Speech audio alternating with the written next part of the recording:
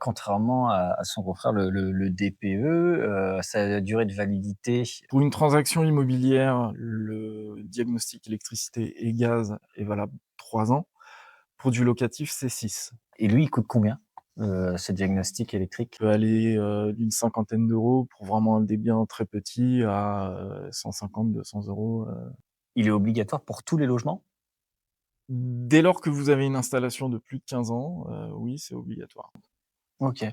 Et qu'est-ce que tu vois le plus souvent? Quelles sont les anomalies que tu, constates le plus? Point de vue réellement, sur ce qu'il y a à contrôler, il y a beaucoup de points à contrôler sur cette partie électricité.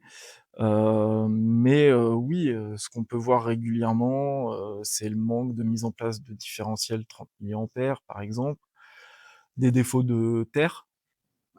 Ça arrive forcément régulièrement. Qu'est-ce qu'on va trouver? Des disjoncteurs qui, ne jouent pas forcément leur rôle, c'est-à-dire que, en envoyant le courant de défaut, il ne se déclenche pas. Est-ce que tu as déjà rencontré, sur le terrain, une situation qui t'a marqué ou que tu as trouvée très dangereuse? Dangereuse, pas forcément, mais oui, j'ai quelques anecdotes.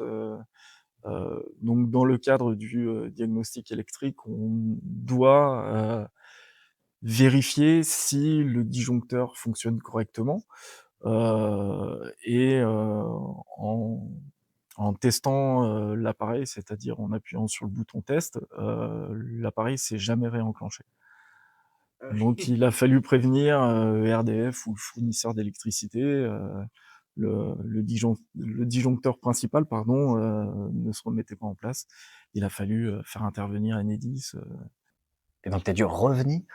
Non, alors quand c'est comme ça, nous on explique bien aux clients ce qu'on va réaliser comme mesure, test. Si par malheur, voilà, il y a un souci du disjoncteur principal, c'est pas forcément de notre ressort et de notre faute, donc c'est au propriétaire, de recontacter Enedis pour qu'ils interviennent et changer l'élément, détérioré.